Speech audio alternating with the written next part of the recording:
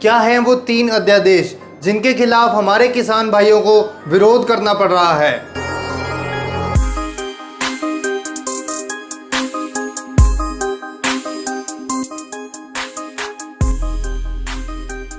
आजकल आप लोग सिर्फ सुनते होंगे बिकॉज ऐसी न्यूज हमारे इंडिया के न्यूज चैनल्स पे तो देखने को नहीं मिलती कि हमारे देश के लाखों किसान सड़क पर उतर आए हैं और विरोध कर रहे हैं सेंट्रल गवर्नमेंट के 3 अध्यादेश ऑर्डिनेंसेस का। वो 3 ऑर्डिनेंसेस क्या हैं? क्यों किसान इन सब के खिलाफ आवाज उठा रहे हैं? इस पे आपको कोई डिबेट तो देखने को मिलेगी नहीं, बट मैं बताता हूँ आपको इन 3 ऑर्डिनेंसेस के बारे में।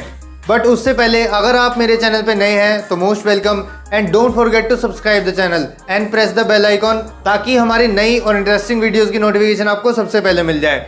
So let's get started.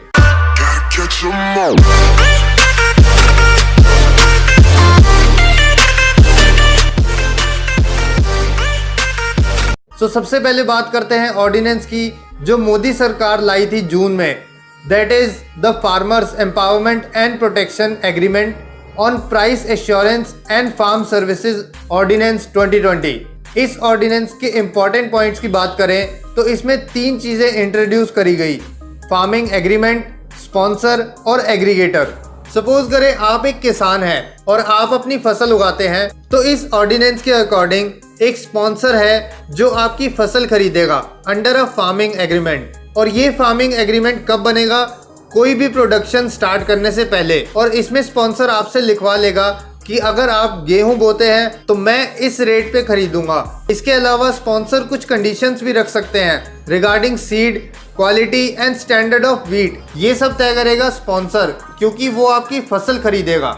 इसके अलावा इसमें एक और वर्ड आया, एग्रीगेटर, मतलब इंटरमीडियरी और आप कह सकते हैं बिचौलिया। स्पॉन्सर और किसान के बीच में ये आ गया एग्रीगेटर। तो देश के किसान क्यों डर रहे हैं वो बताता हूँ। अभी फिलहाल किसान अपनी फसल को MSP यानी कि मिनिमम सपोर्टिंग प्राइस पे बेच सकता है, जो सेंट्रल गवर्नमेंट डिसाइड करती है।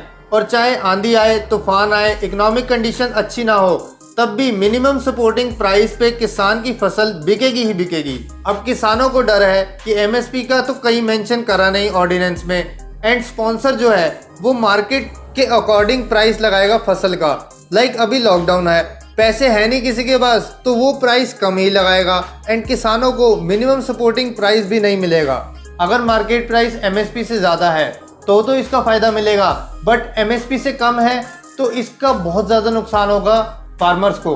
तो देश के किसान ये चाहते हैं कि सेंट्रल गवर्नमेंट एक अलग से ऑर्डिनेंस पास करे जिसमें ये मेंशन हो कि जो स्पॉन्सर है वो MSP से कम रेट नहीं लगा सकता किसान की फसलों का। और मेन मुद्दा यही है कि किसानों को लग रहा है कि government is planning to discontinue the MSP regime. अगले अध्यादेश की बात करें तो ये है the essential commodities amendment ordinance 2020। इसमें सीधा सेंट्रल गवर्नमेंट को पावर दी गई है for regulation of food items.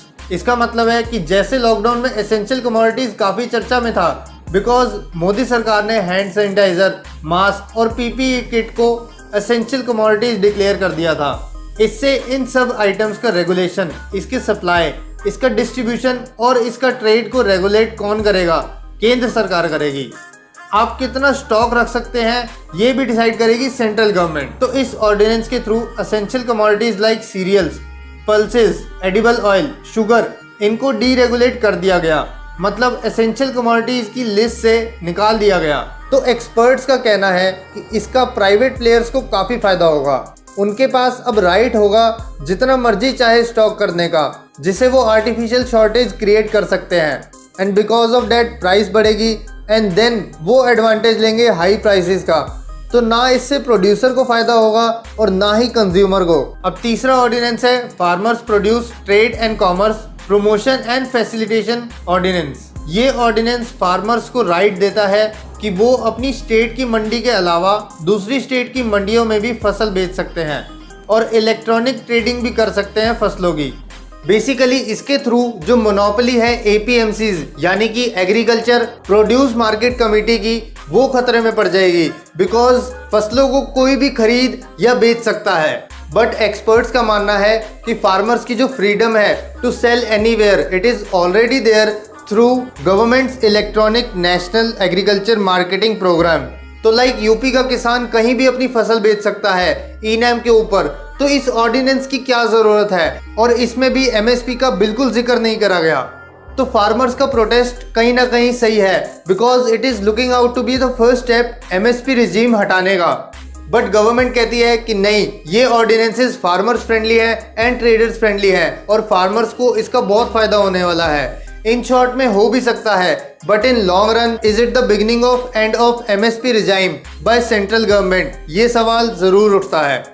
एक सवाल और उठता है कि क्या जरूरत थी इन ऑर्डिनेंसेस की?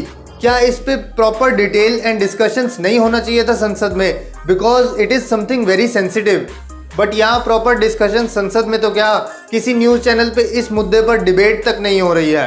तो बस आज की वीडियो में इतना ही। आपके क्या थॉट्स हैं इन 3 ऑर्डिनेंसेस के बारे में, आप नीचे कमेंट सेक्शन में बता सकते हैं। उम्मीद करता हूँ आपको वीडियो पसंद आई होगी। So do like and share the video with everyone and don't forget to subscribe the channel. मिलते हैं नेक्स्ट वीडियो में, तब तक के लिए कीप गेटिंग नॉलेज एफर्टलेसली।